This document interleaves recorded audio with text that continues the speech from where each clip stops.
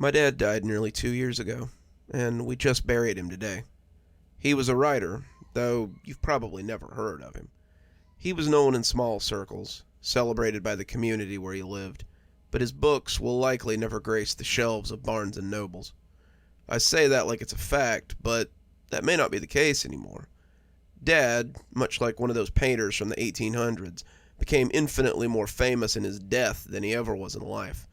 People who wouldn't return his calls, wouldn't even think of publishing his work, now come to see him from miles away. This probably seems strange, given that I just told you that he's dead, so let me start at the beginning. Dad died as he lived, at his keyboard. He's been writing the same book for as long as I can remember. It's a massive 7 or 8 volume series. In one of my earliest memories, I can remember toddling into his office and looking up at him as he smiled down at me, his fingers never leaving the keyboard as he plinked away. Dad wrote other things for magazines or freelance work, but the books were his magnum opus. He would tell anyone who would listen, usually interested friends of mine who were aspiring writers themselves, how the book would be the greatest work once it was done. He had envisioned 10 books in all, detailing the hero's journey of his main character as he attempted to find his father's murderer across several continents, meeting people and finding clues along the way. I've heard him talk about that book almost every day since I was old enough to understand what he was talking about, but I couldn't tell you much about them. He never let anybody read them. He was so protective of them. I don't know more than a dozen people who were aware of its existence at all. That being said, he was always in his study when he had time, tapping away at the keys and refining his manuscript for the day that it would be picked up by an editor. I was the one who found him, and it will haunt me for the rest of my life.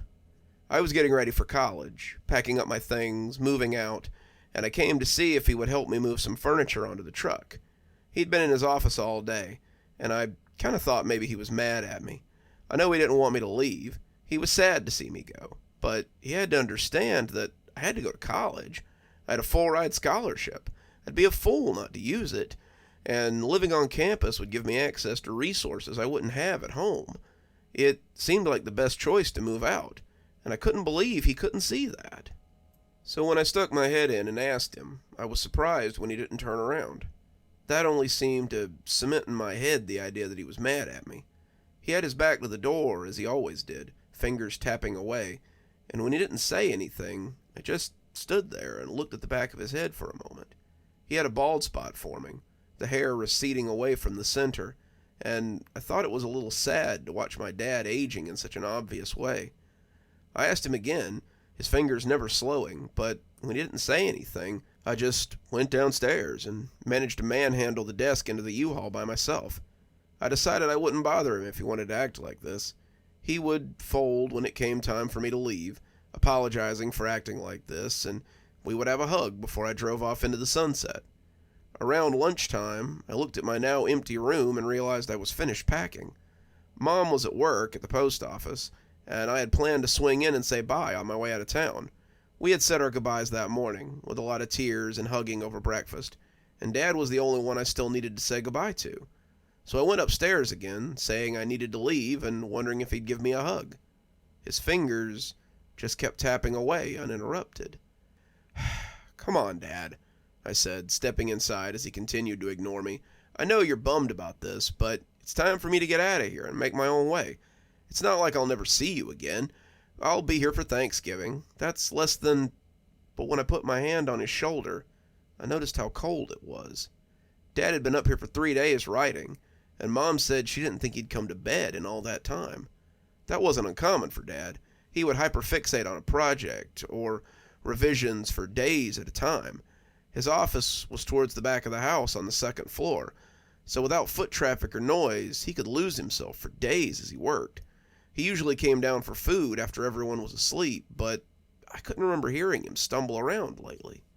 I turned him towards me, his hands moving comically in front of him as he swung away from the desk, and as he came away, he began to scream as if someone was stabbing him. I stumbled away, taking in his long face and sunken eyes, and found myself running from the room as I grabbed the phone out of my pocket. Mom said she'd be home immediately, and as I waited downstairs, I could still hear him screaming in his office. She came home in a rush, going up the stairs 2 at a time, and when the screaming finally stopped, I breathed a sigh of relief.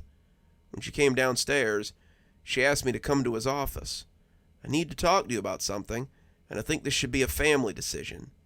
I came back to see that Dad was still staring at the screen of his MacBook, tapping away like we weren't even there. I don't know how to explain this, but your father's dead. Looking at his fingers as they went about their tireless typing, I asked if she was kidding. Dad was clearly alive. His hands were moving, and I could see words on the screen forming coherent sentences. Were they playing a joke or something? None of what she was saying made any sense. I checked his pulse. He has no pulse, no vitals. He's gone, sweetie. But it appears that he's not quite gone. She tried to move him, and as she turned him away from the computer, I could see his lifeless face as it turned to regard me. His jaw had been hanging slack, his eyes open and staring, and as his hands came away from the keyboard, he started screaming all over again. It was deep and tortured, similar to the one he'd made before, and without even meaning to, I turned him back to the keyboard where his hands started typing again. I asked her what was going on, and Mom shrugged as she tried to come up with a reason for this. His book was important to him. You know that. I think maybe once he finishes it, he might stop on his own. I can't explain what's happening here, but I don't want him to die with his work unfinished. Your father kept saying it wasn't ready, but I'm going to send the first manuscript to his editor. Maybe once he sees it and someone puts it into print, he'll finally be able to rest. Either way, let's keep this between us, okay? I want your father to pass on without regrets, don't you? I nodded, telling her of course I did. I wanted Dad to die in peace. Then do him this last favor, and don't tell anyone what you've seen here. Promise? I really didn't know how to feel about this, but I told her I wouldn't tell anyone, and she thanked me as she hugged me goodbye. I left in my U-Haul, unsure how to feel about the situation, but I kept the secret. I didn't come home for the next year. I came home for Thanksgiving, as promised, but the whole thing felt uncomfortable. Mom and I sat downstairs eating, her curious about how school was going, and me filling her in on my studies. As I ate turkey and tried to have a normal conversation over stuffing, all I could focus on was the tap-tap-tapping from upstairs. Mom had closed the door to Dad's office, something that I could never remember happening at any time in my life. But despite her best efforts, the tapping was still audible. There was a smell from the room at the end of the hall, and I was worried about her living in a house with a decomposing body. She said he hadn't decomposed much, but I think she might have been trying to spare my feelings. Worse than the smell, though, was the tapping. It never stopped. It sounded too loud to be from whole fingers. Despite this, Mom was in pretty good spirits. She said that Dad's first book was being edited, and his publicist thought it was likely to be ready for shelves by next year. He couldn't believe my dad had been keeping this gem to himself for so long, and I think that's when I really realized how few people Dad had shared his book with. She said the initial payment on the book had allowed her to pay some overdue bills, and she would send him the second book sometime next year. If I release them slowly, it won't seem so odd when he finishes, and I let them know that he's passed. I asked if his writing had slowed at all, and she said that he was typing all day and night. He never rests, and I've had to start sleeping in my noise-canceling headphones. The sound takes some getting used to, but I think I can put it out of my mind. I had meant to stay the week, but I ended up making excuses and leaving the day after Thanksgiving. The sound of the keys as they clicked away was becoming too much for me to handle. After that, I made excuses not to come home. I told Mom I had a paper due during Christmas and stayed on campus over the holiday. I took extra classes so I didn't have to come home on the semesters that I'd be able to take a break from. I still called her on the phone, but our conversations became shorter and shorter as time went on. The longer I was on the line with her, the more pervasive the clicking became, and it felt like I could hear it over the phone no matter where she was. Mom's mental state began to deteriorate as well. She'd sent the second book to his publicist, and he'd fast-tracked it after the first one had done so well. She deflected any sort of interviews or phone calls for Dad, telling them how shy and anxious he was. But people really seemed to want to pick his brain about the direction of the books, and they were becoming harder and harder to put off. She didn't sound like her usual self either. It was clear that she wasn't sleeping. She said the clicking was getting louder and louder the longer it went on. I tried to do some soundproofing on the office, but it never seems to help. I can't stand to be in there for very long. Even though he's looking at the screen, I can feel him watching me when I'm in there. I think I can hear something moving around at night, too. Mom took a deep breath, and I could almost see her looking in the direction of the office as she pitched her voice lower. I asked what she meant, afraid that maybe animals had gotten in to try to get at Dad's body. But she said it was just little sounds. You remember how he used to leave his office late at night to get food? Sometimes I feel like I can hear someone coming down the stairs in the wee hours of the morning. While I was listening to it the other night, I realized that I couldn't hear the keyboard anymore, and that scared me even more. She started crying then, and I think I had already decided to come home that weekend so we could sort this out. I hadn't come home in a long time, and I found a very different woman than the one I had found over Thanksgiving a year before. And why not? It had to be nerve-wracking, knowing you were sharing a house with a corpse. Mom looked like she had aged 20 years. Her hair, light blonde the last time I'd seen it, was threaded with gray and looked thinner than ever. Her skin sagged, and her eyes looked bruised from the bags under them. She was so thin to the point of emaciation, and I wondered if she had been eating. When she hugged me, I could feel her ribs pressing against me, and I decided then that something had to be done before I lost both my parents. I told her that we had to end this. I told her that we had to put him to rest, but she feebly resisted. He isn't done yet. He's still typing up there. I can't lay him to rest until he's finished. I asked her how long that would be, but she didn't seem to have an answer. I told her I was tired and wanted to rest, but after I heard her door close and the sound of her springs grumbling as she went to bed, I got up and went downstairs. I wanted to see what this thing was that was moving around after dark, and I knew just the place to hide. There was a small closet in the living room, a place for wrapping paper and old crafts Mom hadn't gotten around to yet. And after sliding some things around, I made myself comfortable and cracked the door. It took some time. I wished I had some coffee to keep me from dozing in the small, warm place. I was just starting to nod off, my phone showing 3:30 in the morning, when the landing at the top of the stairs creaked. Something glided down almost soundlessly, its body light as I pressed my eye to the slit in the door to see what it was. It was dark in the living room, the curtains drawn, but I didn't dare turn on my light. If it knew I was here, it might flee, and then I'd have nothing to report to Mom in the morning. Luckily for me, it jostled right past the closet door, and the creature was impossible to miss. It was thin, almost lacking dimensions, creaking as it ambled into the kitchen. I held my breath as it disappeared into the dim space, but the pale head was hard to miss. When it turned to look at the closet from the kitchen doorway, I feared I'd made a noise. When those empty eye sockets fixed on the door, I covered my mouth with my hands. When the creature creaked its way into the kitchen and disappeared from sight, I tripped out of the closet and made my way less than gracefully back up the stairs and into my old room. If it heard me, it didn't stop at the door to comment. Only then did I come to the same conclusion that my mother had, realizing what was missing from the silent house. The tapping had stopped. We called the police the next day, me threatening to call them myself if Mom didn't. I didn't know what that thing was I'd seen the night before in the kitchen, but I couldn't very well leave her alone with it. She just nodded and picked up the phone. I think she was ready to call them, honestly. She lived with Dad's corpse for 2 years, and even she had to agree it was time to end it. The paramedics weren't sure what to make of him, but he was definitely what I had seen the night before when it came into the kitchen. He had almost completely rotted, but his bones had moldering flesh still attached in places.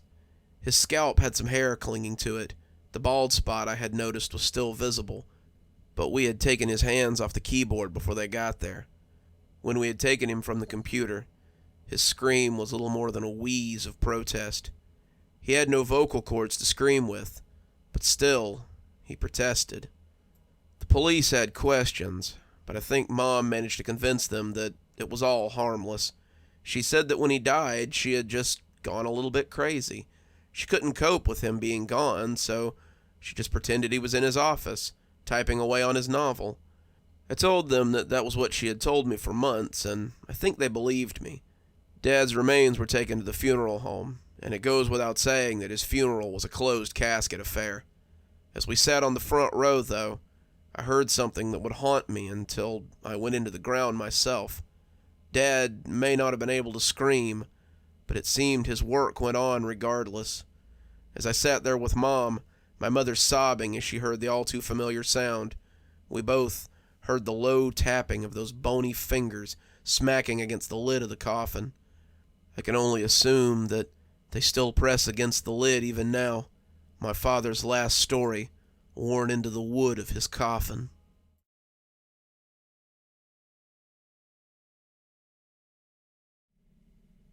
My boss was smiling as he tossed the flyer on my desk. I could see Jasper and Marcus turning to smile at me as well as I picked up the notice and scowled at it.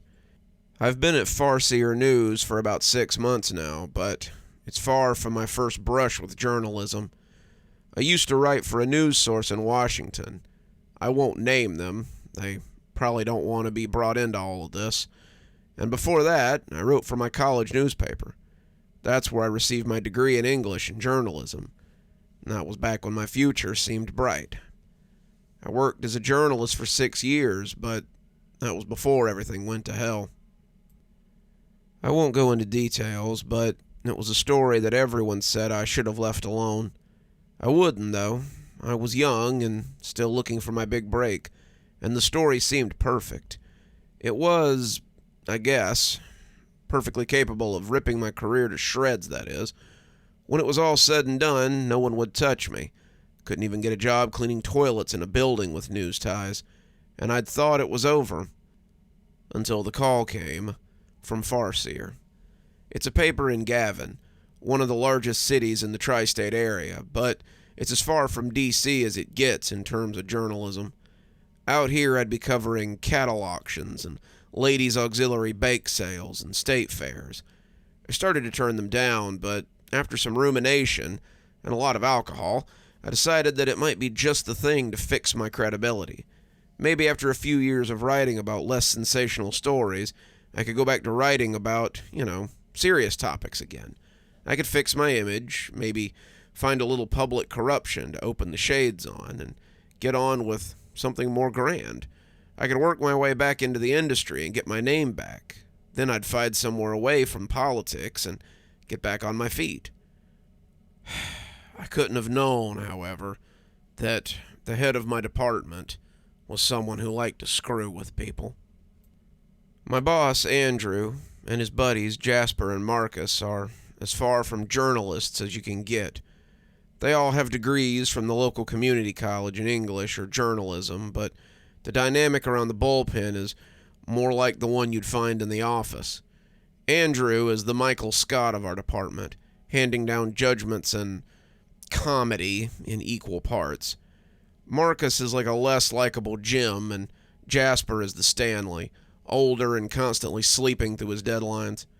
I guess that makes me the Dwight, and they don't mind using me for the butt of their jokes. You should have seen Andrew during my interview as he realized my credentials. He looked almost gleeful at the prospect of having a real journalist on his team that he could mess with. Case in point, the flyer he had just tossed down was for the closing of a local institution in the neighboring town of Foreman. The closing of a discount warehouse store that had existed on the corner of Beck and Mills since the Depression. "What's this?" I said, looking up from a story that I'd been writing about last week's big event. That is your assignment for today, old junior field journalist. Junior field journalist was another thing that Andrew had made up to demean me. He knew I'd been a hotshot columnist in the big city and decided to take me down a peg with the big stories he handed down. The stories were everything from dog fashion shows to pumpkins that looked a little like Elvis. He found the obscure stories seemingly from nowhere, and he handed them to me with the air of someone bestowing great honor on a lesser. He mostly did it so he and the other community college journalists could laugh at me as I went off to chase the story. Can't anyone else do this? I'm working on the governor's Clean Air Initiative piece. Actually, I sent your notes over to Jasper, so you'd have a free afternoon to give this story your full attention. I ground my teeth and listened to my molars groan like sails in a high breeze. You did what? No need to thank me. I mean, it's not every day that a historic institution like the Discount Warehouse goes out of business. We want your full attention on this story so you can tell us all about the last great sale on this time capsule of Americana. Feel free to use that line if you like, he said, walking off as Marcus and Jasper snickered at me. The whole thing just felt way too much like the actions of a cartoon villain. With little choice left, I packed up my things and went off to chase the story. I was fuming as I drove the 30-odd miles to Foreman. I was tired of being treated this way by people who had learned everything about news reporting from their high school AV club. The stories that the farseer took on were often fluff pieces, and sometimes even borderline tabloid news. For every serious story we took on, there were a dozen others about beauty pageant winners and food eating contests and pieces just labeled local color. I was sick of being stuck with these nothing filler bits. What's worse is that they weren't even anything you could hang a new career on.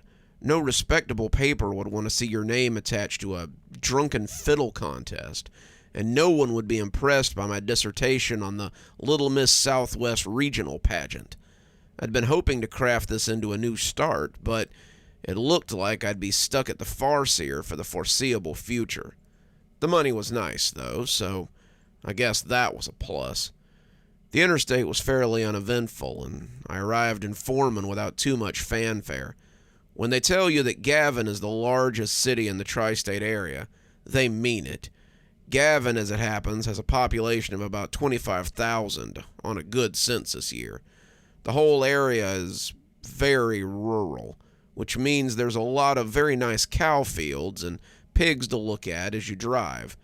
Gavin has 5 restaurants, a city hall, a public pool, a drive-in, several strip malls that are slowly expiring, and a Walmart that's usually being sold by one of the $5 generals in the area. There's 20 traffic lights in the whole town, and the rest of the roads are watched over by stop signs and good manners. If Gavin is a big town, then Foreman is a pothole. You can tell when you're pulling into Foreman because of the seemingly endless array of trailer parks on the outskirts. They have cute little names like Shady Pines and Whispering Oaks or Sunnydale, but what they amount to is a sea of plastic and chrome that stretches for well over 10 miles. I'm pretty certain that the trailer parks are bigger than the whole town, but that's just a guess.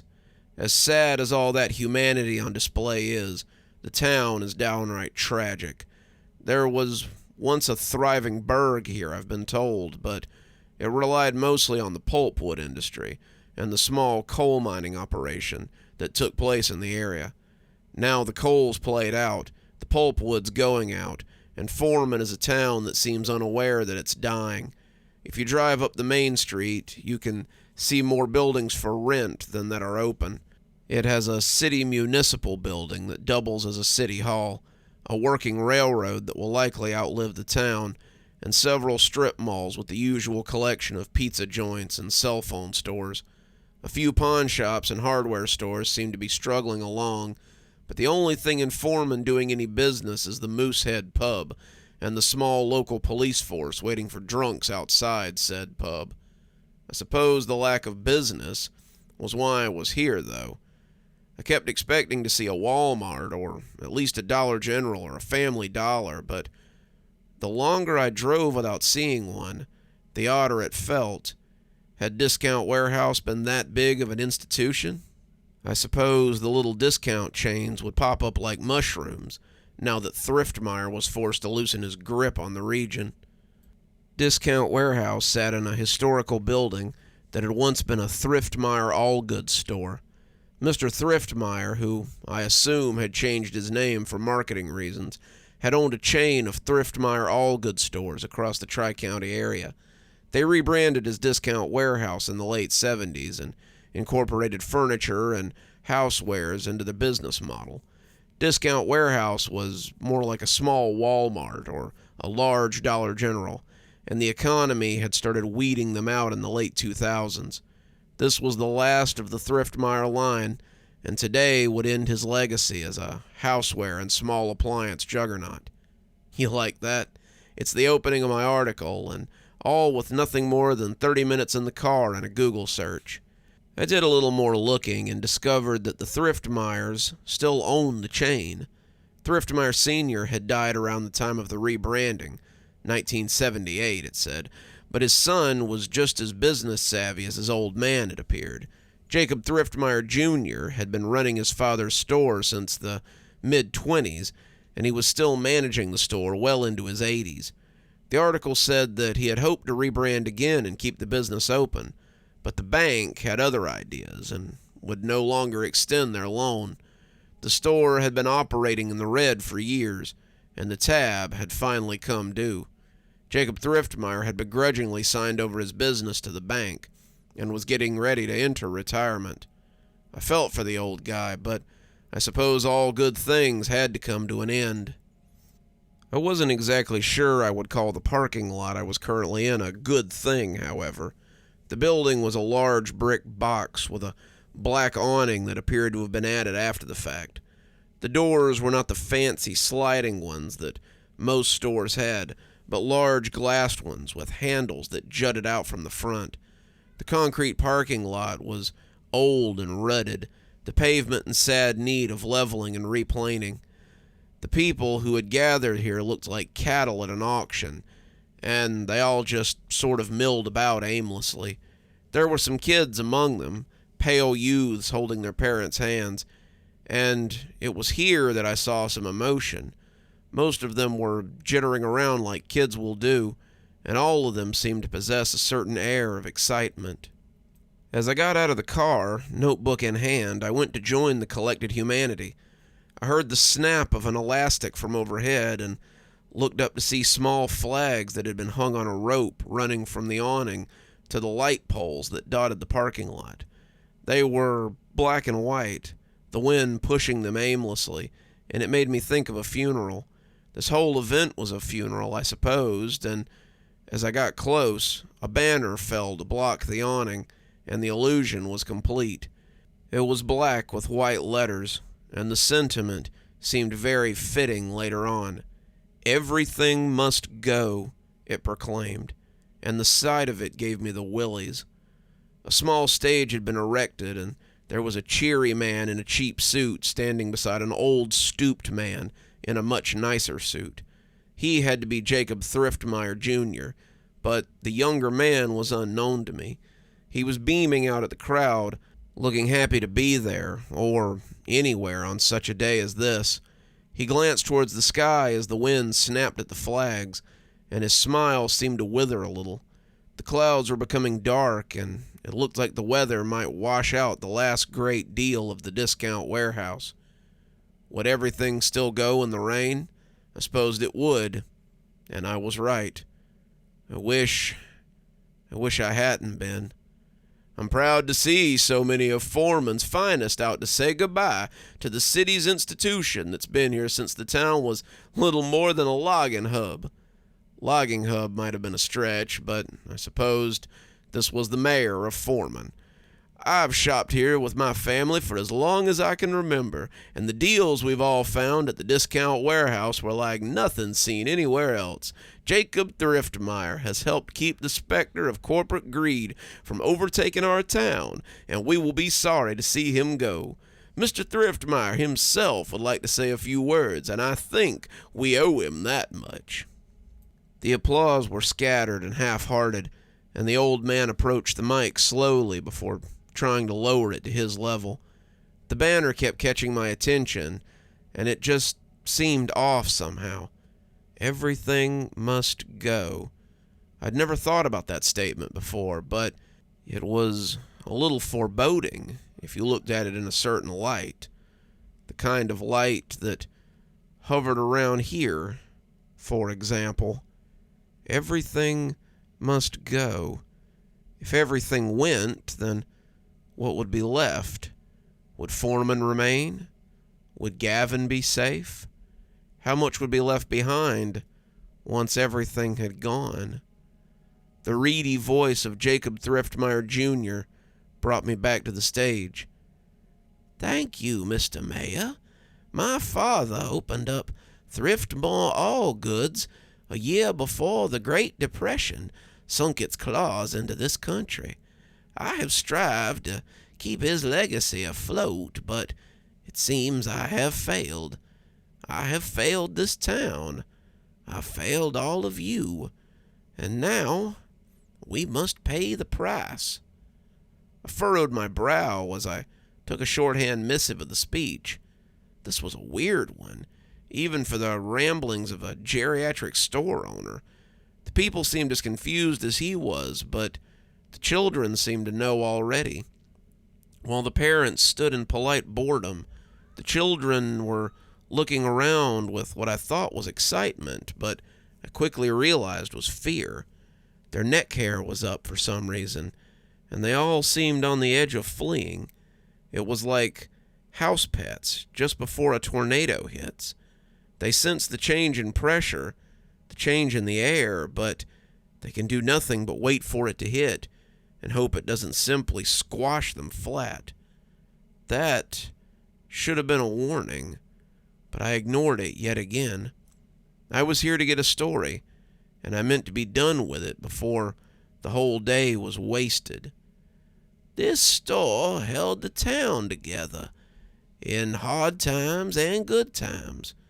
Many of you have bought your furniture here for your first place, the crib for your first baby, the groceries for your last meal. But today, it all comes to an end. Today is the final moments of Foreman. So, drink them in while you can." The mayor was looking at him oddly, some of those who had come to watch looking as if his words had broken through their daze. The children, however, stood straight as fence posts, just waiting for whatever was to come. They seemed to sense the portents, and I remember thinking that some of them might make it out, though I didn't know why the thought had occurred. Make it out of what? What would they need to escape? "I'm sorry to be the bearer of bad news, but this store has not existed on its own for all these years. When my father opened his doors in 1932, he was full of hope for the future. He just knew that this would bring his family stability, bring them wealth, and so it did. Even through the Great Depression, Dad made money hand over fist, and he was very generous with the community. Foreman thrived because of my father's money. But somewhere along the way, you all forgot that." The mayor's pasted-on smile was beginning to slip, but when he reached for the mic, Jacob Thriftmeyer gave him a stony look, and he backed away. Thriftmeyer was going to say his piece, and there was nothing anyone could do about it.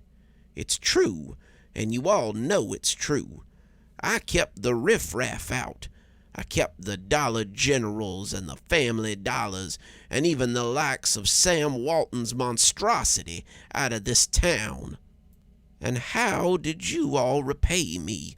You turned your noses up at the local businesses, at the businesses that had made this town great, and you drove to Gavin or Bryson or he spat onto the hot top, McAllister, to shop at Walmart and Target and Costco, as the town died around you. You put pennies over people, and now you reap what you have sown." He looked out across the crowd, looking furious with them as they looked down sheepishly. I was astonished. Did he blame them for the fall of his empire? "Don't bother looking contrite. I know what all of you think. I know you think that those vultures will be here to nibble my corpse once my store is closed. But you are wrong. You don't live as long as I have without picking up some tricks. And today, I give you all my last deal."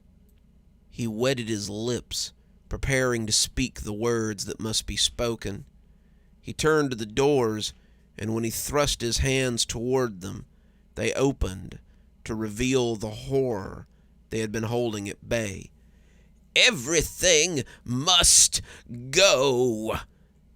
As he said it, the doors came open and a thick black smoke came pouring out. It was almost like floating tar, the cloud impenetrable as it hovered out.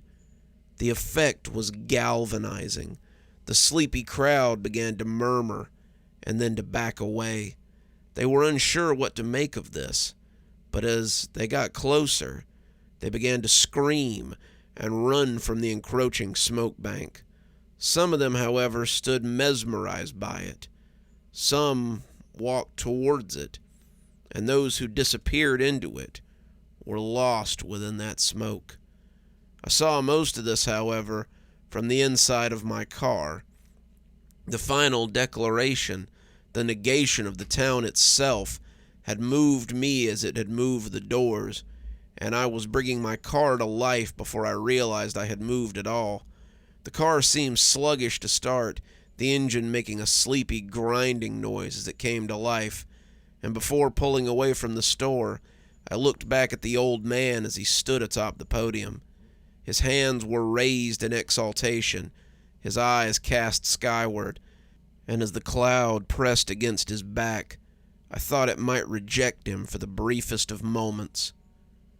Then it gobbled him up, along with the stunned mayor, and I was leaving the lot on squealing tires. As I drove out of town, I saw the smoke rising behind me. It swallowed the town in a plume of thick gray death, but it seemed I was the only vehicle leaving town. The people I passed on the sidewalk, the ones coming out to look at the cloud, seemed to be mesmerized by all that smoke. They didn't run like the others had, the ones out in front of the store, and I was tempted to stop and shout at them. I wanted them to run, to escape the smoke, but most of them seemed to have accepted their fate. The farther I drove, the more I feared that the smoke would never stop and would simply engulf everything. Every mile I drove, the less I believed I would make it home. When I made it to my apartment, it hardly filled me with a sense of serenity. I'm on the couch now, my phone ringing off the hook as the office tries to get a hold of me. They want to know the same thing the news anchors want to know. What happened to Foreman? They say the town is simply missing, the smoke cloud having cleared to reveal raw earth and nothing else. The streets, the buildings, the trailer parks, the main street, everything was gone. It had been removed down to the dirt, and no one seemed to have escaped whatever it was that had happened. They were looking for witnesses, for anyone with information, and my boss and his friends seemed to be doing the same. I guess I was the only one who'd seen what happened, and it was something that would stick with me for a long time. I don't know what to do now, but I know one thing for sure. The sign didn't lie.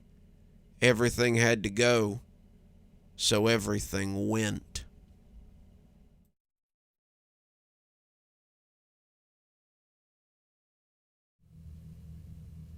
When my parents told me I was going to be sent to take care of my great-grandfather, I was very hesitant.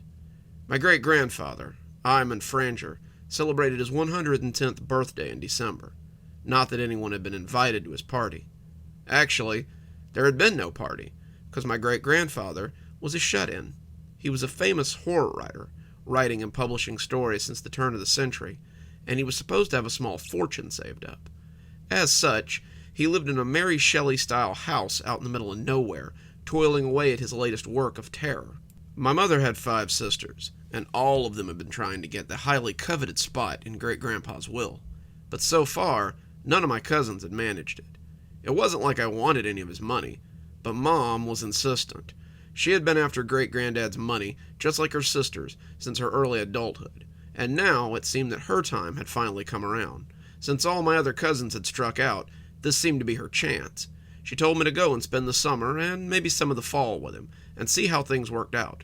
Bring some of your writings with you. Maybe that'll get you in good with the old man. And that was how I came to be on my great-grandfather's porch in mid-May, preparing to stay until nearly Halloween. The house was an old 3-story that I knew was nearly a mansion from the few times I'd been there as a kid. There were 8 rooms, 5 bathrooms, a kitchen, a study, and of course my great-grandfather's office on the 3rd floor. Sometimes you could see him through the large bay window as he sat up there, hard at work at the old typewriter he favored. He had once sat close to the window so that he could look out and perhaps be inspired by the forests or the lawns that surrounded his property.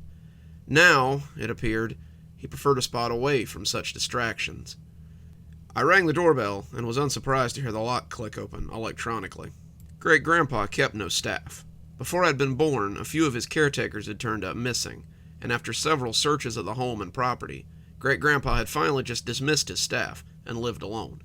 He had mostly relied on the kindness of his relatives, or just done without for most of my life. He was very reclusive, and I wasn't really looking forward to spending the next 6 months in his company. I'd been preparing a manuscript to send off for publication, and I figured that I would have little time for revisions if I was too busy tending to my aging grandsire and his monstrous house. Looking back on it now, I see that I really had no idea what was in store for me. The house had a musty look to it, like some old Gothic construction from one of Great-Grandfather's novels. I don't know if this was intentional, but it gave the place a very uncared-for look. I had to wonder what my cousin Leslie had actually done here when he stayed for 8 months last year. The floors were dusty, the drapes in the kitchen were growing a fine crop of mold from a leaky window, and the whole place just had a very dank smell about it. Given the house's age, this was no surprise. The house was well over 100 years old, and had been both my great-grandfather and my grandfather's ancestral home. Now, it was little more than a hulking relic that sat waiting for my great-grandfather to die so some construction company could turn it into a strip mall. A speaker crackled in the foyer, and the buzzing sound made me jump a foot. "Don't just stand around counting the silver. Come up to my study. I have orders for you." Even at 110, it sounded as though he hadn't lost the steel in his voice. So I climbed up the 3 flights of stairs, wondering how my great-grandfather made it up and down these stairs every day. He must come down to eat, I reflected. He hadn't had anyone to help him since Leslie had left 6 months ago. As my young, sturdy legs made the climb up the creaky old boards, I reflected that I was nearly winded as I came to the 2nd-floor landing. I would soon become quite intimate with those steps in the months to come, though. My grandfather sat in the topmost room, a room that had once been the attic. The 2nd set of stairs had been built just for him, and they were steeper than the original set by far. As I came up the stairs, I could see my grandfather's desk and the battered old wing-back chair he had owned since I was a child. The desk and the chair sat in profile, and it was like a scene from a movie. The camera would start a slow pan in and mount the stairs, and the audience would see the back of the red upholstered chair and hear the clicking of the keys. He sat hunkered there like a gargoyle, arthritic fingers tapping away at the keys of his old battered typewriter. The sound was skeletal somehow, like bones against ivory. He kept right on clocking away as I stood a respectful distance behind his chair, not wanting to get off on the wrong foot with this ancient writer that I must share quarters with for the next few months. The attic room was the size of a normal studio apartment, and appeared almost Spartan in its furnishings. There was a bed, small and neat, several sagging old bookcases that looked equally as infected with mold, a rug that stretched from the landing to his dark mahogany desk, which sat ever facing into the corner. He had once faced it towards the large picturesque window that looked over his property, but now it looked only into the corner, as though someone had put my ancient grandsire in time out. "I understand," that you are to be my new caretaker." I jumped a little, the clicking leading me to believe that he would go right on ignoring me for a little while longer. His voice was creaky, raspy from lack of use. I expected to see dust puff out from behind the chair, and when he turned, I decided that my expectations hadn't been far off. To call my great-grandfather ancient would have missed the mark. The man was shrunken to the point of elvishness. He could not have been more than 4 feet tall, and his arms and legs looked shrunken and childlike. His arms were held out in front of him, hands held down at the wrists in a way that made me wonder how much it must hurt him to ride on. His legs hung an inch above the floor as he sat in that monstrous chair, and I remember thinking that he looked like a child sitting in his father's seat. The image was more grotesque than humorous, however. "You should know that I have high expectations for my helpers. I give no special treatment for family members. Your life here will be hard, but focus on the silver lining. You might just manage to acquire that oh-so-coveted spot in my will that my children and my children's children and now my children's children's children seem so incapable of garnering. Anything is possible, I suppose."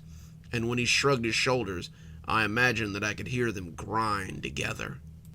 Listening to him talk was like watching a particularly talented bit of ventriloquism. His accent was plummy, cultured, and far too deep for the child-sized creature residing in that throne. I expected someone to poke their head out from the back of the chair any minute now, and laugh, saying how they had gotten me.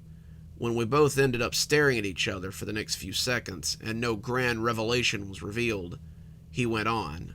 He told me about his meal schedule first. He ate breakfast at 5, lunch at 11, and dinner at 6. He subsided almost entirely on Campbell's soup, of which he had a large supply in the pantry. There were 7 different flavors of soup, one for each day of the week, and every month there was a number I would call to have more delivered. He told me that I could make a list of food I wanted as well, and that they would be delivering it to the house with the order. "Just keep the bill under $500 a month," he droned. "I would like to remain in funds until I die." He bathed every night at 7. While he assured me that he didn't need help bathing, he would need help getting to the bathroom, into the tub, out of the tub, and back to his room. I was to put him in the tub and then leave until summoned again. He would be fully dressed again, and when I arrived, I would help him back to his room. His schedule, other than that, seemed to be writing. He wrote sometimes for 18 or 19 hours a day, and would often write well into the night if the mood took him. He rarely slept, he told me, and I would likely find him napping in his chair if I needed something early in the morning. He slept most often between 2 a.m. and 5 a.m. I was not to disturb him or make any noise between those hours whatsoever. "When you're my age, you find you just don't need to sleep as much as normal people, but I won't have the little that I do get disturbed by your needless clatter." My duties, other than feeding and bath time, were my own. I would like the house swept once a week, the windows opened once a week to air out the dust, the drapes taken down and washed once a month. I have a sneaking suspicion that feckless cousin of yours didn't accomplish any of these things, so it's likely a mess down there. I do not own a TV, nor do I have internet. There is a phone in the kitchen that you may use if you should need to, and while I do have electricity, I expect you to turn the lights off behind yourself. I seem to recall that your cousin Winifred racked up a $400 power bill while staying here, and I ejected her for it. So long as you follow my rules and keep the house, I suspect I will ignore you for your stay here, and you will have no hardships. He dismissed me after that, and thus began my time in my great-grandfather's house, a time I would come, in later years, to regret undertaking. It first began with the typing. My grandsire hadn't lied. He wrote 18 or 19 hours a day, and the keys of his typewriter were loud. You could hear him typing away from anywhere in the house, and the noise became a constant background drone. Using my hotspot on my phone, I was able to get some writing done, and my proofreading was coming along very well. It was slow, and the signal out here was poor at best, but I plucked away at it as dutiful as I could, despite the distracting sound of all that clacking. The sound almost seemed to scuttle, worming its way into your ears like phantom fingers as you sat trying to concentrate. I tried playing music, I tried using earbuds, but no matter how high the volume, the sound seemed to clatter against my senses like a badly played piano. I began to become rather sympathetic for a certain Poe character, having my own telltale heart clattering at all hours of the night. On sunny days, I would even take my laptop out onto the lawn and get some work done. Though it defied all logic, I imagined that I could hear that typewriter even on the porch or on the way to the mailbox down the lane, easily a half-mile from the house. I know how it sounds, but I also know what I heard, and it invaded not just my waking hours, but my resting hours as well. That's also how the dream started. Sometimes I would dream that it was me sitting in that big old chair, typing away for hours on end as the words just came sliding up the paper. In my dream, the paper was never ending. It simply rolled on and on as it came out of the typewriter. The words rose like a tree in the forest before my very eyes. My fingers would clack endlessly on the keyboard, my young, strong digits becoming withered like great-grandfathers as I typed my life away. I was always in front of that big bay window as I worked, watching the fireflies out in the woods as they frolicked. Sometimes, though, I would catch a glimpse of myself in the mirrored glass and jolt awake as my great-grandfather's face looked back at me. Then there was the whispering. The whispering had likely been there from the start, but I didn't pick up on it for several weeks. Great-grandpa didn't own a vacuum, so I was stuck sweeping the floors and taking the drapes outside to beat them with a broom. Fortunately for me, carpets were not all the rage at the turn of the century, and Great-grandpa had hardwood floors throughout.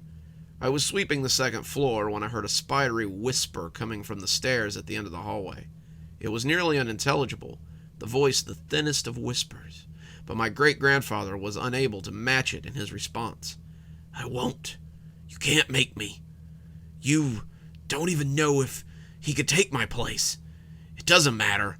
I won't curse him with the same life I've been cursed with. Stop whispering in my ear and let me finish." Then came the loud crash of keys resumed, and Grandpa ignored whoever had been whispering to him. I thought about it as I swept, unsure what to make of it.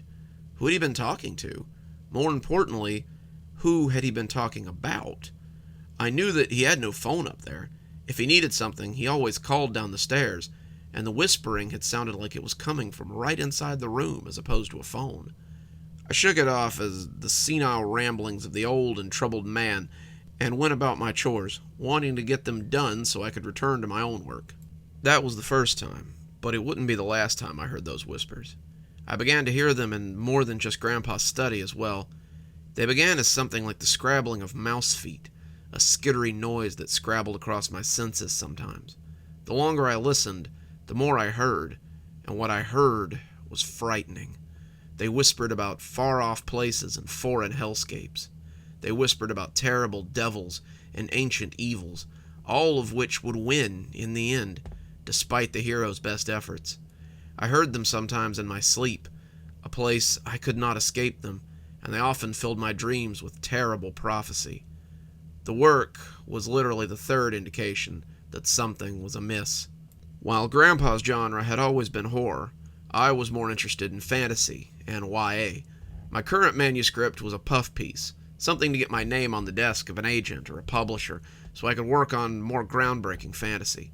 My story was good, warring vampire clans and a romance that was trying to blossom amidst the chaos, but it was nothing new. It was a safe bit of YA pseudo-fantasy, the kind that had a built-in audience and was fairly safe. The longer I worked on it inside Grandpa's house, though, the darker the story began to become. Characters began to die more often, backstories became less teen-friendly, and a shadow fell across what had been a fairly light little book up until that point. A lot of my time seemed to be spent fixing changes I had made the day before, and I was getting frustrated with the shifts in tone that seemed to be trying to take place in my story. It was as though someone was also whispering in my ear, telling me to spill blood or inject horror where none was needed. I found my mind wanting to write things that I'd never been interested in before, and the feeling made me uneasy. Then, one morning, I woke up to find my great-grandfather reading some of my editions from the other side of the table. I had fallen asleep at the keys, and when I woke up, I saw his spindly arms scrolling down as he read. It was clear he didn't like using the computer. He made a face every time he had to touch the keyboard, as if putting his fingers on it was something unpleasant, and when he saw me noticing him, he turned the computer back towards me. Then, he did something I'd never seen him do in all the years I'd known him. He smiled. "You write well, boy. It's a little fluffy for my taste, but it appears that I'm not your target audience. How long have you been writing it?" I told him I'd been writing my current work for about a year, but I'd been writing in general for most of my life. He nodded, seeming to like the taste of this new information. "Thought I was the only one, at least since your Uncle Stephen passed." Then he slid out of the chair, his feet barely making a sound as they touched the floor, and ambled back upstairs. After that, I seemed to notice him hovering around the dining room often as I made corrections and changes to my manuscript. At first I tried to ignore him, not wanting to make it awkward, but as the weeks tripped by, I asked if he'd like to come help me with my revisions. He declined at first, saying he needed to get back to work, but over time, he actually came to sit with me and helped me labor through the 500 pages of tween trash, as he often called it. Every new revision, the darker ones at least, seemed to interest him, and I found myself taking his suggestions more than I rejected them. Then, one day around Halloween, he invited me to his study. He said there was something he needed to show me. He was standing by the gigantic wingback chair when I arrived. He looked even more like an underfed child as he slid a hand over the arm, his head only slightly taller than the arm of the chair itself. "You've impressed me, son. Your writing is a little rough, but I suppose that all writing looks rough after a century of it. Many people have asked me how I've lived so long, and writing is the secret to my success. The writing, however, is only half of it. The other half is this." He stroked the chair again as he said it, a look between loathing and loving crossing his face. "Your chair?" I asked skeptically. "Not my chair. This chair was never mine. It was loaned to me on the grounds that I use it for its intended purpose." "And what purpose is that?" I asked, feeling the hair on the back of my neck prickle. "Terror," he answered. I almost expected to hear thunder rumble outside as he made this exclamation. "The chair is meant to spread terror?" I said, trying to keep the skepticism out of my voice. Great-grandpa didn't seem to notice. He just kept looking at the chair in that loathsomely fascinating way he had. The chair seemed to have him under its sway, and he was powerless to cleave from it. "The chair is a conduit. Its purpose is simple, to spread fear and to propagate terror. You've heard the whispers by now, I'm sure." I nodded, hearing them scurry across me even now, as I watched my grandfather stroke the old chair that suddenly seemed to be shallowly respirating before my eyes. "From the second I read the changes to your manuscript, I knew it had gotten in your head. It calls to you, just as it called to me, and now it wants to make a deal." I took a step back from the chair. "What are you talking about? A deal? What sort of deal?" "You can write forever. Write as much as you want, and your work will make you the kind of money that puts normal men to shame. All you must do is sit in this chair and let it work through you. You can do that, can't you?" I wanted to refuse him, this grinning skeleton in his slowly, but now visibly respirating chair. The longer I looked at it, the more I could see the baleful eyes, the fanning nostrils that were almost snake-like, the grinning mouth that sat in the seat. It looked at me, and as much as I wanted to deny what he was saying as the ramblings of a crazy old man, I couldn't. The chair's glamour had slipped away, and now I could see the monster that lay beneath. "Come sit," he beckoned. "Come sit and let it show you its power." I didn't want to. Sitting on that thing was the last thing I wanted to do, but I found my legs had other ideas.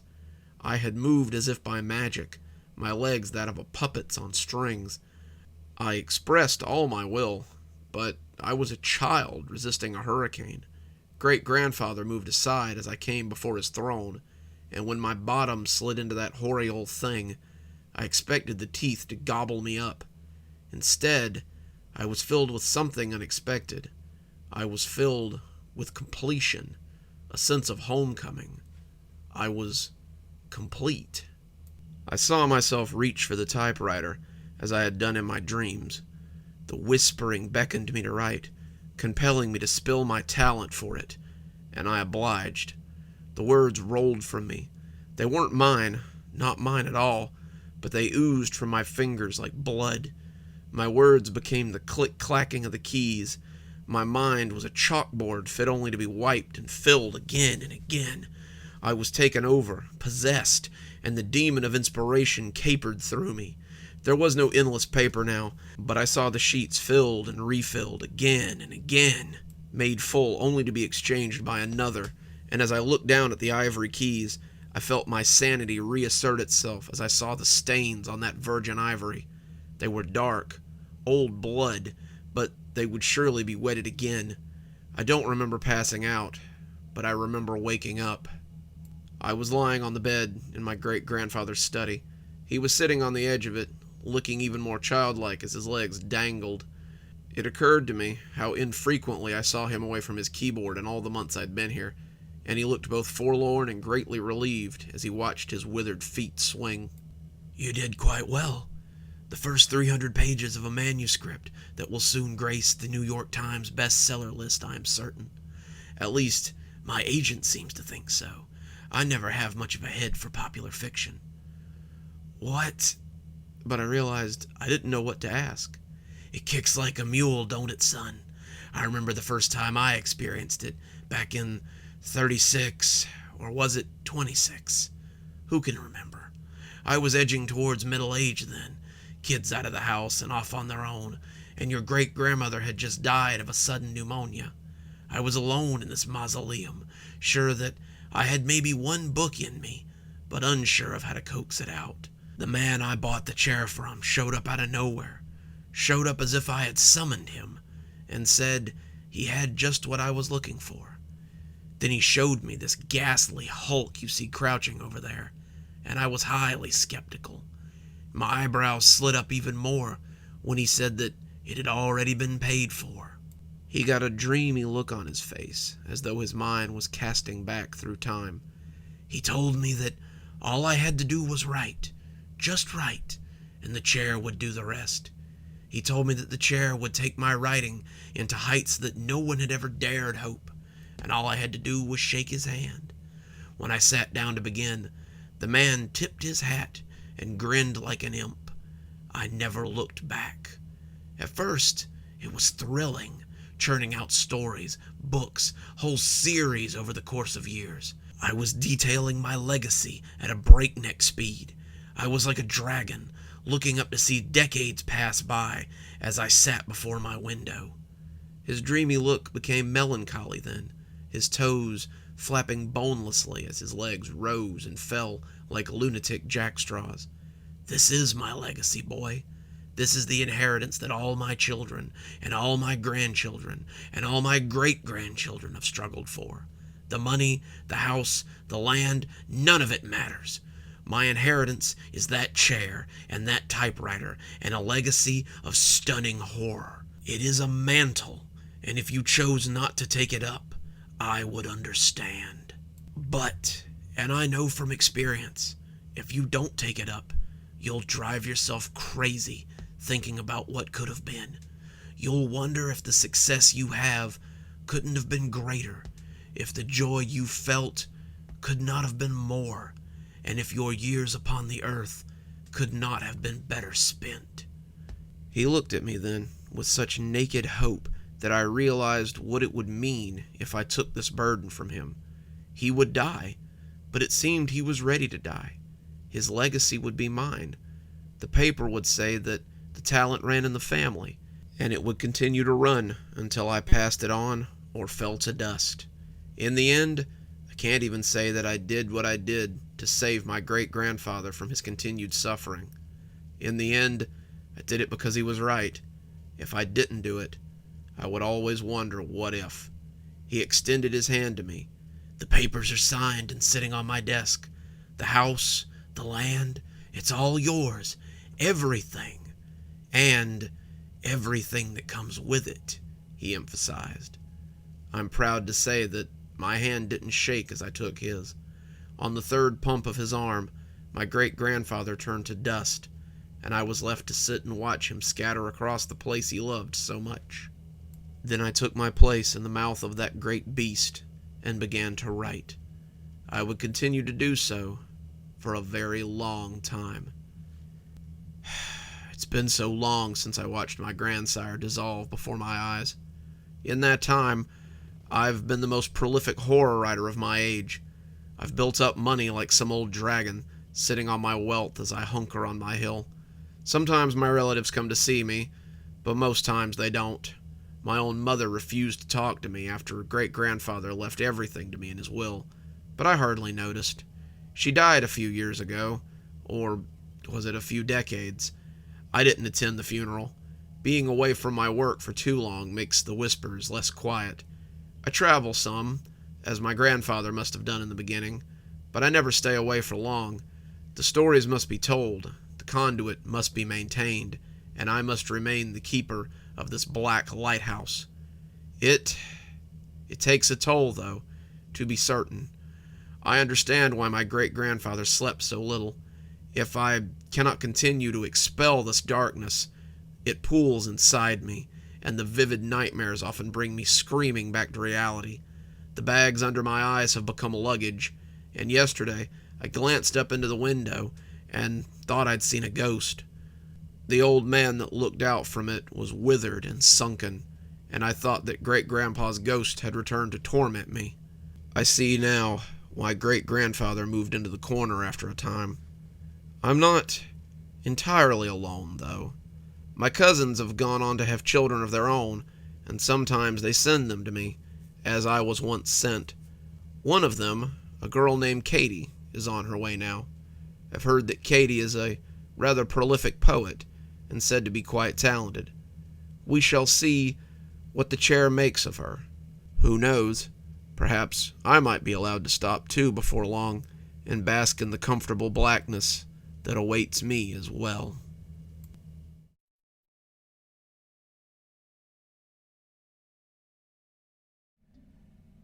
Excuse me, I'd like to return this book.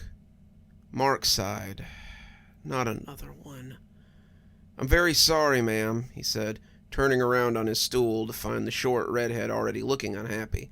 But all sales are final. She was tapping a copy of Wind in the Willows on the desk, and Mark grimaced as he saw the cover bow a little. When Mark had opened up this used bookstore, his retirement, he liked to joke, he had expected simple days of reading, writing, and enjoying conversations with fellow bibliophiles.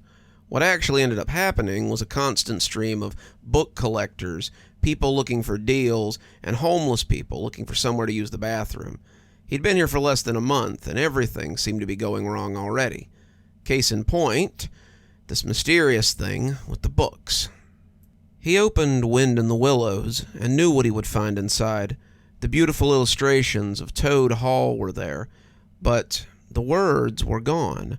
Some of the words were there, he noticed, as he flipped through the pages, but the majority of them were gone. This was the 10th book like this he had received in as many days, and it was becoming a big problem.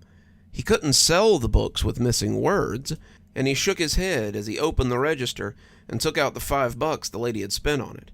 I'm so sorry, ma'am. I have no idea how this keeps happening with these books, but I mean to get to the bottom of this. The lady nodded, mollified. See that you do, young man.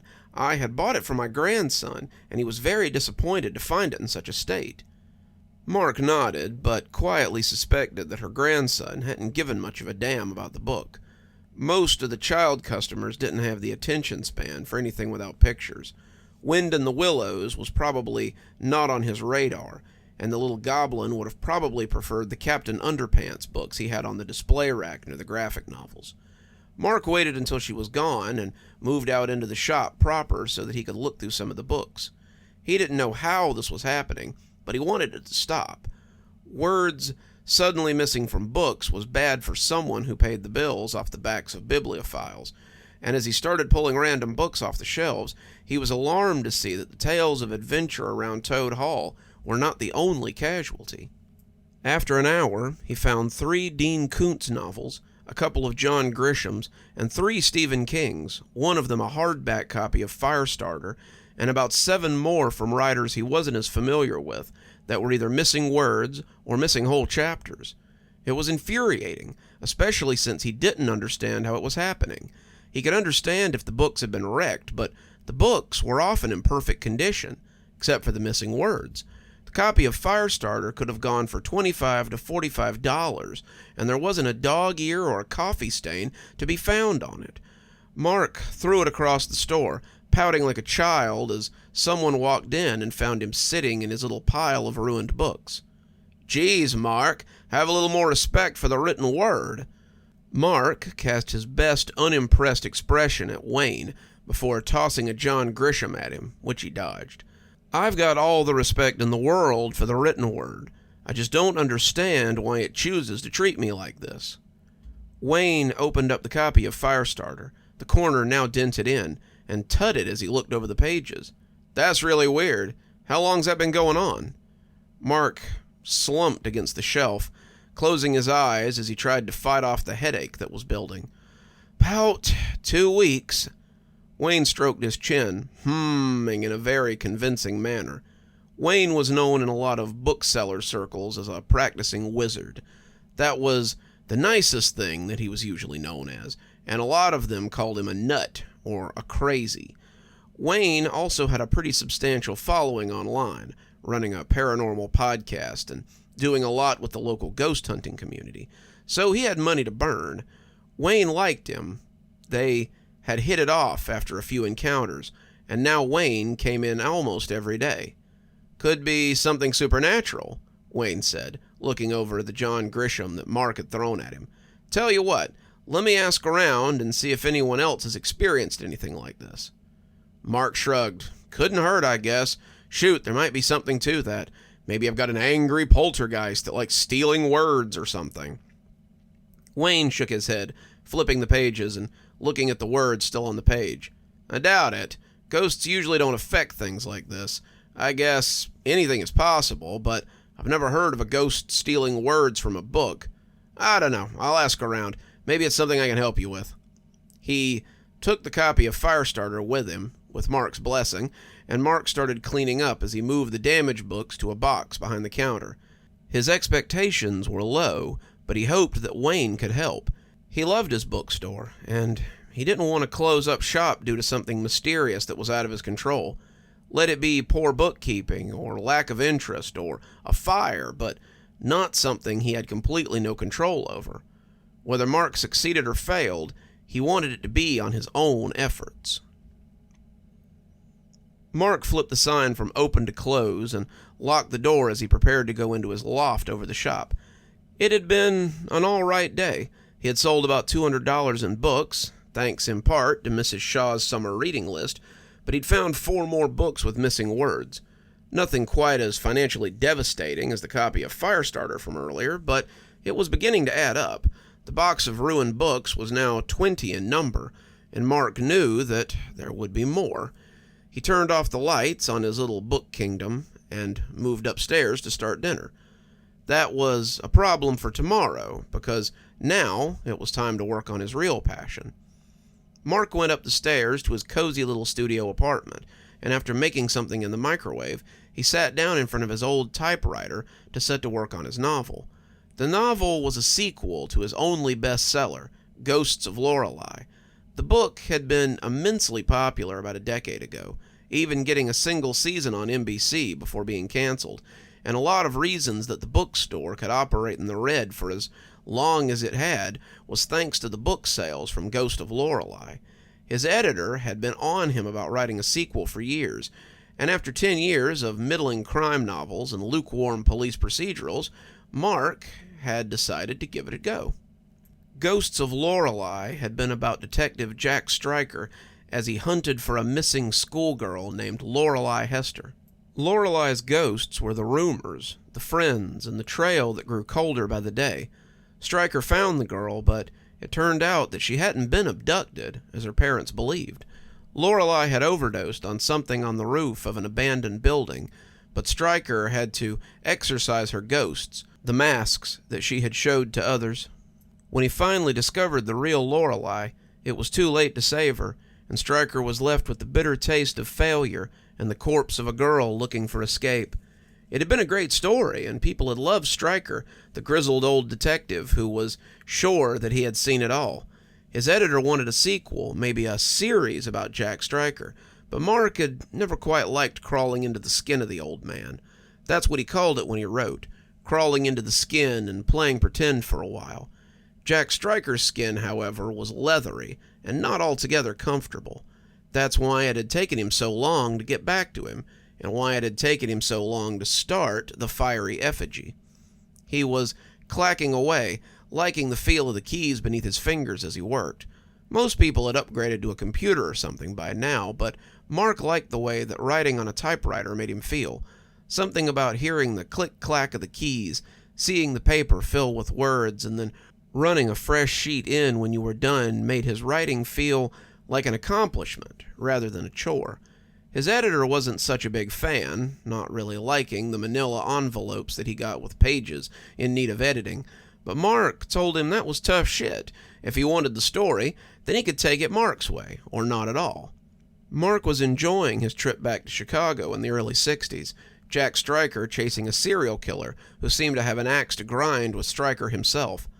All the victims so far had been people he had helped, clients or friends or old colleagues from his time on the force, and all of them had been burned to death. Captain Reinhold seemed to think that Stryker might be in on this, a suspect if not the killer, and Stryker found himself at odds with the police as he tried to track down the sicko. The killer was 3 victims deep now, but Stryker was hot on his tail. He had chased him to an old apartment building. He was chasing him up the stairs, the lights dim and making his target hard to identify, and as they came to the roof, Stryker felt he had him at long last. He kicked open the roof access, his big old .45 out and ready, as he checked his corners and looked for the man who had been killing his friends. "It's over," he graveled out, taking a step out of the doorway. "There's nowhere to go but back the way you came. I've got you dead to rights." Mark hissed, letting the Salisbury steak fall into the plastic holder as it burned his tongue. He blew on the meat, his eyes never leaving the page, and tried the bite again as Stryker made his way across the roof. He was checking the spaces between 2 big AC units when someone lunged and knocked his gun away. The two tussled, the man's hood covering his face, but as Stryker pushed the hood away, he gasped in surprise as much as in pain when the man pushed him back and made a run for it. "You!" Stryker said, watching him run for the stairs. "It can't be! You died 20 years ago!" He grabbed for his gun, but the shot missed as the hooded man made it back into the stairwell. Stryker tried to follow, but he was still 10 feet away when the door banged open, and 2 patrolmen came out with guns drawn. "Jack Stryker, you're under arrest for the murder of Frank Richard and Moira Fisk. Drop your gun and put your hands up." Mark nodded as the sheet came out, loading a fresh one in as he typed. Yeah, this was good. This was real good. As someone laid on their horn on the street below, Mark sat up violently. He was in bed, a book laid across his chest as the lamp on the nightstand glared in his eyes. The car horn had only been half the fright. He had been dreaming, having a real nightmare. He'd been down in the shop, the whole place shadowy and muzzy, and every book he pulled off the shelf was empty. All of them, every single one, was empty of any words. They were piling up, their covers full of fresh white paper, and as he dropped them, they became a sea of pages. They churned and bucked, threatening to swallow him into the inky depths, and just as his head had threatened to go under, he had woken up with a start as the car horn blared. Mark looked at the clock and found that it was about 5:30. He could get up, make some breakfast, and write for a few hours before he had to open up the shop. Last night he had written so much, getting through the interrogation scene and Stryker's escape from custody. Now he was on the run, trying to find the killer before the cops caught up with him. Mark figured he was about 75% done, in the home stretch now, and he would soon send it all to his editor for final proofing. 20 minutes later, a breakfast sandwich in his hand, Mark sat down to start writing the search for the killer. Stryker now knowing who it was, but not sure how to find him. He had a fresh piece of paper in the typewriter, glancing down at the manuscript before freezing in pure dread. He picked up the top sheet, the start of Chapter 9, and his hands shook as he looked at it. There were holes in the paragraphs, gaps where the words had been neatly removed. "How?" he whispered, his hands shaking so badly that he thought he might tear the page. "How can this be?" It was one thing when it was down in the shop. There was no way he could go over every piece of inventory to make sure it was whole. But this was something he knew had been completed. He had written this. This was his. And now it was like moths had come in the night and eaten holes in it. Mark was shocked, outraged, and as the paper ripped near the middle, he forced himself to put it back down. He would have to recreate it. He would need that sheet to get it just right. He didn't know what he would do, but Mark knew that he had to do something. The bookstore was his retirement, but this was his livelihood. He had to protect this by any means necessary. "Excuse me," said a young fella, and Mark saw him flinch as he turned to look at him. Mark must have looked a mess, but that was to be expected. He'd been writing like a madman for the last 3 days, and for those 3 days he had been sending his work off at the end of each session. Sometimes this facilitated a trip to the mailbox at 3 a.m. Sometimes it left him tired as he opened the shop the next day. But it was worth it, if it saved his manuscript. His agent likely thought he was losing it, and maybe he was, but it kept whatever was doing this from eating his work. I was just wondering if you had any of the old Star Wars paperbacks," the kid said, stuttering a little as Mark cast his bloodshot eyes on him. "Third row, middle shelf," Mark growled, turning back to his computer screen as he furiously worked on his inventory. It wasn't hopeful. Mark had discovered about 15 books over the last 3 days, and the box was becoming fuller and fuller as he went on. He had lost about $500 of stock so far, and he knew that there was more to be found. The kid came up with a few books, one of them going into the box as Mark discovered that it had been ruined too. The guy wanted to buy it anyway, and Mark lifted an eyebrow as he handed it to him. The guy was leafing through it, looking at the holes in the paragraphs and shaking his head. "That's wild. How did you do it? I've never—" But he stopped as he glanced at Mark's face. Mark had been holding out his receipt, but it had gotten crushed in his shaking fingers as he glared at the kid. "You think I did this? You think I would do this to my books? Who the hell are you? Get out! Get out now!" Mark was unaware that he was shouting, but he couldn't stop himself. The guy might as well be accusing him of murder, and when he ran out of the store with his books, he nearly bowled over Wayne as he ran out. "Huh," Wayne said as he watched the guy take off. "You having a fire sale or something? Deals must be good. That guy practically sprinted off." Mark shook his head, pointing at the box of books. "Where have you been? I thought you were going to get me some answers. I'm losing books by the day here." Wayne put his hands up. "Easy, hoss. Apparently what you've got is pretty rare. It isn't something that a lot of people know about, and I had to look pretty far to get you answers." He took a little book out of his pocket and opened it to a marked page before laying it on the counter. Inside were a pair of mischievous-looking foxes, words hanging from their mouths, and they appeared to be eating them. The words ruin or rune were written above them, and Mark thought the name was pretty fitting. Even so, he looked at the page skeptically. Are you telling me that foxes are stealing my words?" "No, not foxes. Runes, or ruins. Translation wasn't very clear, but it's definitely something like that. They're from Germanic folklore, little creatures who eat written words. They also collect secrets and will ruin archives and libraries. They used to be favored by wizards who used them to steal their enemies' secrets, but now the ones that are left usually just make trouble for writers and bookstore owners." "Seems like something I should have heard about," Mark grumbled. Wayne winked at him. "Hard to, when the little buggers eat most of the accounts of them." "Okay," Mark said, still not believing any of it. "So, how do we get rid of them?" "We trap them. We catch them in a journal, or something that contains secrets that they can't resist. Then we trap them inside with magic. Once they're trapped, they'll eventually wither away when they run out of words to eat, or someone comes along and breaks the magic on the book and they go free. By the time either of those things happen, they'll have gotten rid of the book anyway. Most people throw it away or bury it in a hole, but some people put it in a lockbox just to be sure. Mark sighed, not sure he believed a word of this, but willing to try anything if it would stop this from happening. Okay, what would it take to do this? Give me a couple of days to get the proper stuff together, and I'll conduct the ritual for you. The materials are pretty cheap. I'll come by tomorrow night after closing, and we'll get this done. Sound good? Sure, Mark said, letting Wayne get back to whatever occupied his day. Mark didn't think anything would come of it, but whatever could be done. If nothing else, maybe it would help him figure out what exactly was going on.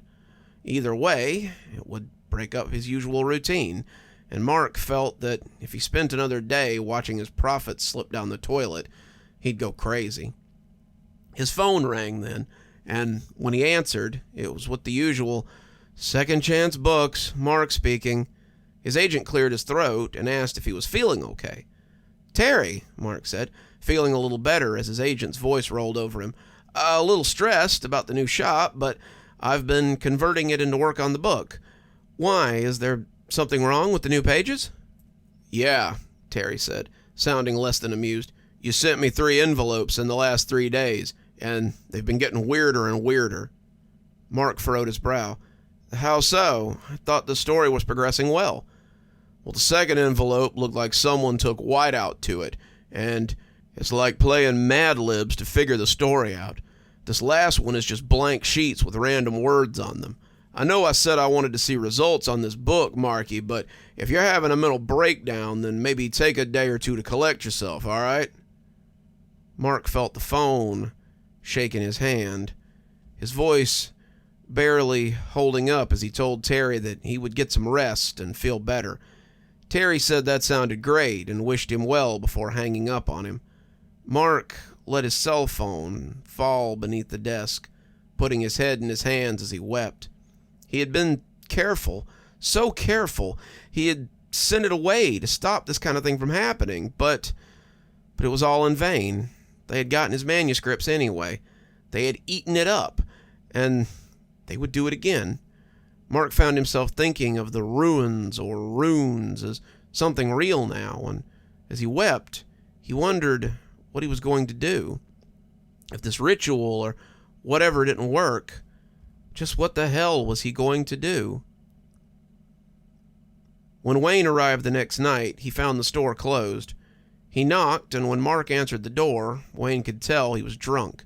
"Geez, Mark, you had it a little early, aren't you?" Mark shrugged, but he didn't deny it. In reality, he had spent the night before drunk and had simply carried over into the next day. He had been beside himself as he tried to figure out what to do, and the whiskey had been an easy outlet. Mark had never been a big drinker, but he found it soothing to fall into a comfortable numbness. He had come out of it just in time to remember that Wayne was coming over around 7, and he had stumbled downstairs just in time to hear him knock. He let him in, and Wayne produced a Mead notebook from his coat. "I collected some secrets from my counterparts. Some of them are pretty juicy, too. If this doesn't draw them in, then nothing will." He passed the notebook to Mark, telling him not to open it as he sketched some symbols on the bar. Mark watched the lines bulge and swirl as his head reeled a little. There were squiggles inside the circle, ancient-looking letters and strange crabbed swirls, and as he finished, he bit his thumb and dropped some blood into the center. To Mark's amazement, the circle glowed faintly, and when Wayne took the journal and positioned it in the center of the circle, the two stepped back like hunters from a trap. "Now we wait," he explained, but it didn't take long. It was like watching graffiti move, and Mark thought he might be hallucinating. He saw these sketches of foxes moving across the counter. Some looked like pen, some looked like pencil, and there were even a few that looked like charcoal prints. They were in many different styles and skill levels, and they all made their way towards the book. They entered the pages, eating the secrets, and when the last of them hopped in, Wayne struck. He lurched forward and slammed the book shut, the symbols burning themselves into the notebook. Mark heard a small scream from the counter. Wayne waited for the burn marks to stop forming before picking up the notebook and holding it out to Mark. "All gone. You should be fine now." Mark started to reach for it, but felt like he didn't really want to touch it. He told Wayne to take it, and the man seemed happy to oblige. He said he had hoped to study the little creatures, and as he left, he was humming happily to himself. Mark was just glad to be rid of them, and he felt better than he had in days. Mark jerked awake again, almost certain that the last 4 days had been a dream. He was lying in bed, a book across his chest, and felt like maybe he had been dreaming everything after the car had woke him up. If it hadn't been for the hangover, he might have even believed it. He had celebrated a little more after Wayne had taken the ruin away. Or was it rune? Mark couldn't remember, but he was glad they were gone. He had reached down to close the book when something caught his eye. Someone had doodled a little animal on the edge of the page, a dog or something, and Mark wondered how he'd never seen it before. When it moved off the page, still clutching a word in its mouth, Mark realized the truth. It landed on the floor, and Mark rolled off the bed and gave chase. It was like a cartoon, the little pencil-drawing fox easily escaping him as he ran after it. Mark didn't know what he would even do if he caught it, didn't know if he could catch it, but he knew he was mad. They had been caught, trapped in the journal, and the thought that one had been missed pissed him off mightily. It would get away and make more, and then they would continue to torment him. He had to nip this in the bud, get it before it could escape, and as it slipped under the door, he thundered down the stairs after it. He came into the shop, still livid, and that's when he saw them. The ruin, or rune, or whatever it was, disappeared into the shop, but the shining eyes of multitudes looked back at him in the light spilling from the stairwell. There were so many of them that Mark knew they would never get them all. It was hopeless. They would never stop, not unless he stopped them. The gasoline went up as it took hold of the bookshelf, and Mark laughed in his stupor as they burned. It was like a roach infestation, he thought, as it caught the dry books. Better to burn the whole nest and start over than spend months or years fighting them. He laughed like Nero as he watched Rome burn, and it wasn't until it was too late that he realized he was trapped. That made him laugh all the harder. It looked like the fiery effigy was him in the end. Stryker's story would never be told, and he would take it with him to the grave. Before he passed out, Mark thought that at least these little terrors wouldn't have his final story. He had ruined it all himself, and hopefully took them with him.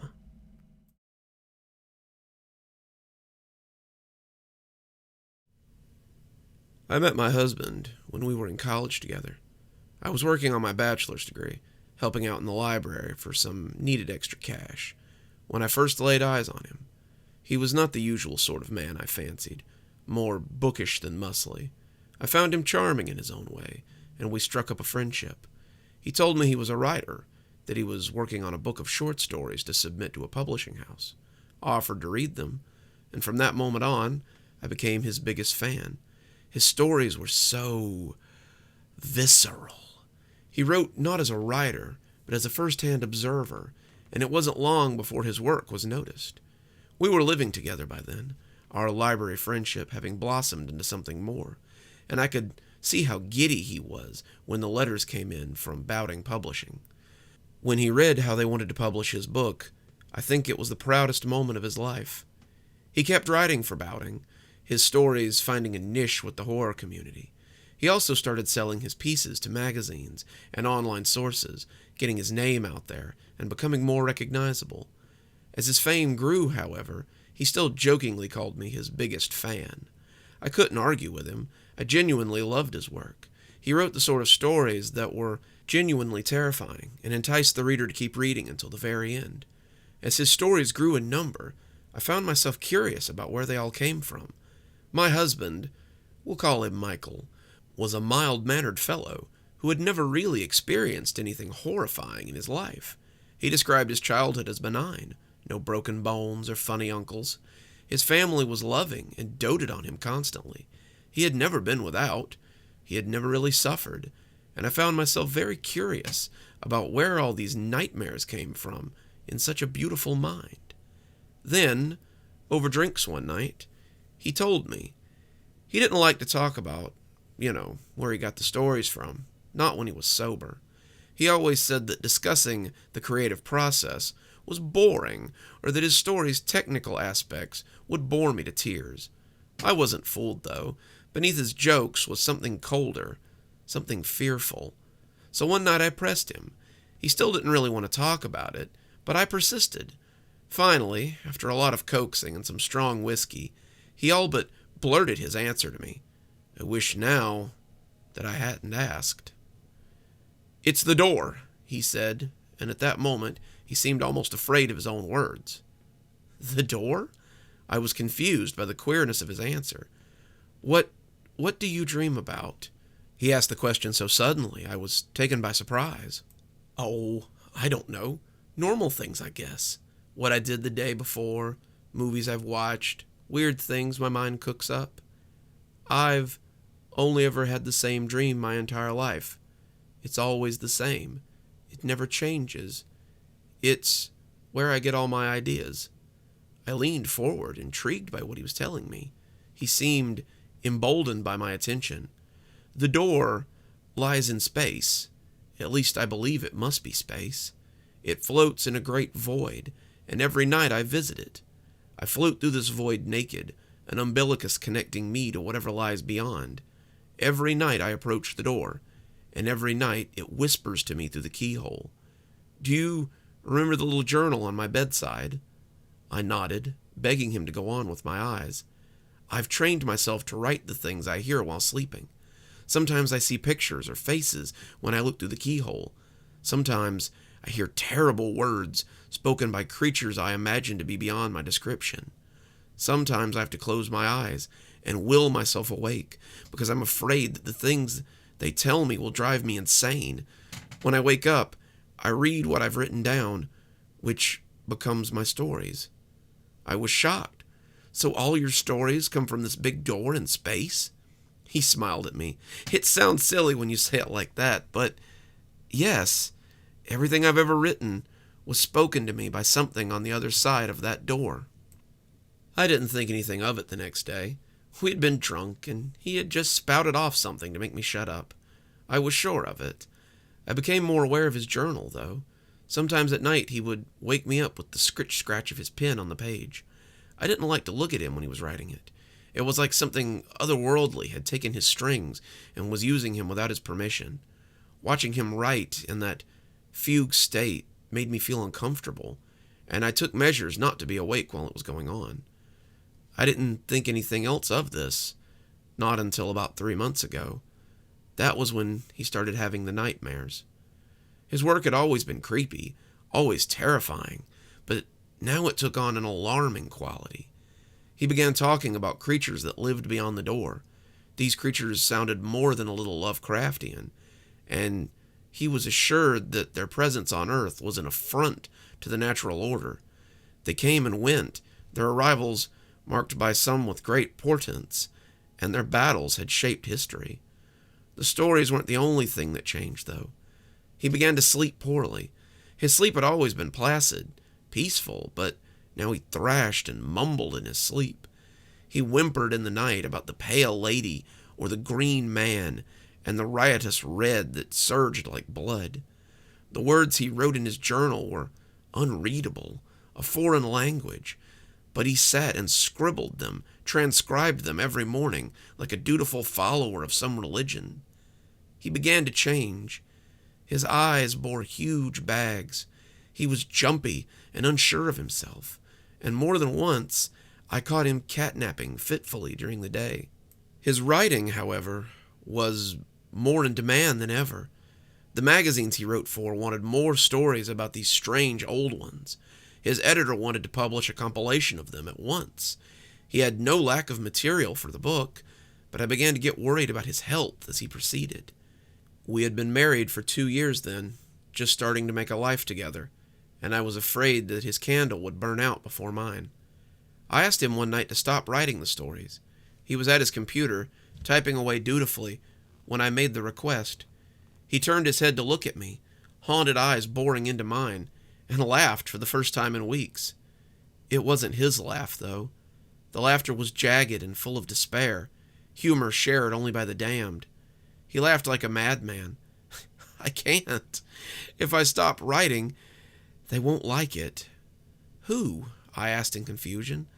The ones behind the door. They've marked me as their chronicler.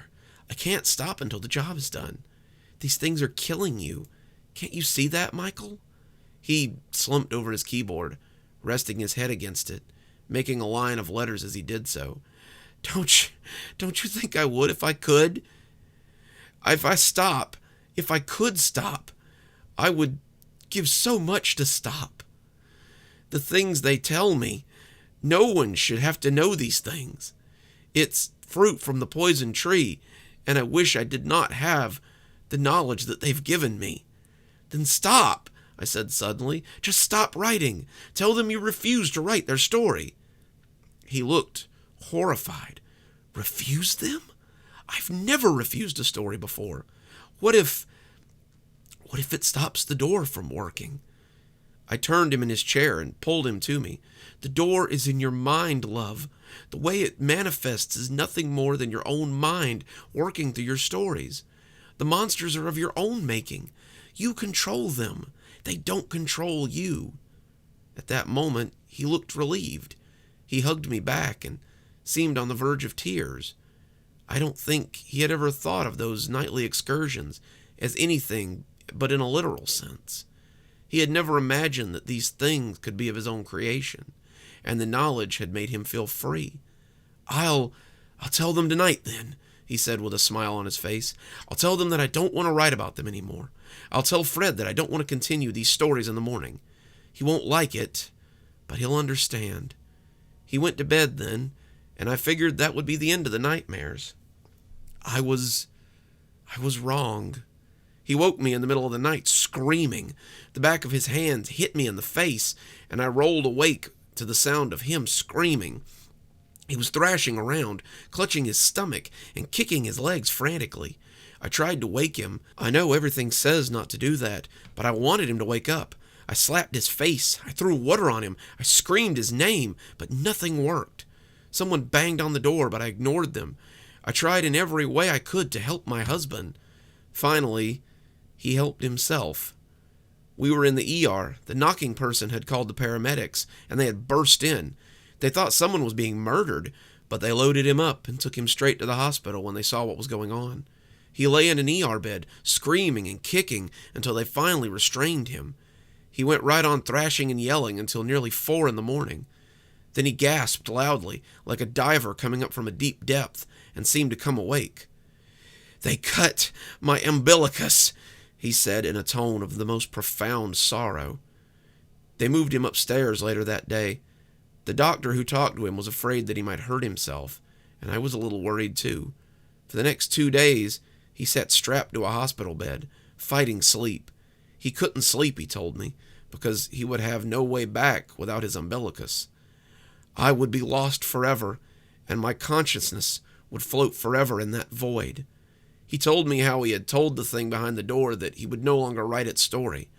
I had assured him that it was all in his head, that it was a product of his imagination. When it had burst through the door and screamed, he knew it was all too real. He had run then, fled across the void, but the creature had wings and it had chased him. It defies description. Its legs were equine, its head like living rock. Its body was made of stars. I don't know, dear. Its mouth was full of fiery teeth, and when it lunged at me, I could do nothing but flee. As he had run, the thing had slashed at him. The clawed hand had torn at his umbilicus. Michael said a pain like a rending scythe had torn through his belly, and as he writhed, he could see the fiery teeth sever the root from him. He had caught the end then, using the last of his strength to grab the trailing end, and pulled himself out of the dark place, a little at a time. He was afraid after that, afraid to go back, afraid of what might be waiting there for him. He fought sleep for the next 3 days. He would nod and awaken, but it seemed harder for him to come back every time. He begged his doctor for caffeine pills, for coffee, for anything to keep him awake, but the doctors thought sleep would be the best drug for him. They fiddled with the idea of sedating him, but I forbade it. When they threatened to get the police involved, thinking I was somehow responsible for this, I threatened to call a lawyer. Finally, we reached a shaky standoff. It was moot after day 3. I lost the fight first, drifting off as I sat by his bedside. When I awoke, he was gone. He's in the ICU now. His coma is deep, and the doctors are afraid he might have suffered a stroke. They don't know about his nightly travels. Wouldn't believe me if I told them. But I know what's been happening to him. He's adrift in the void now, maybe already dead at the hands of this elder thing, and there's nothing I can do to get him back. But maybe there is something you all can do. My husband could not be the only one traveling to this place. Some of you must have heard the whispers through the door as well. If you see this door, and if you find my husband, please bring him back. I don't know how you would, but please try. And if the creatures on the other side of the door talk to you about things from the other side, please do yourself a favor and listen to them. Don't ever stop listening to them. I wish I had never told him to stop listening. The price you pay for ignoring them might be your life. The price might even be steeper than that.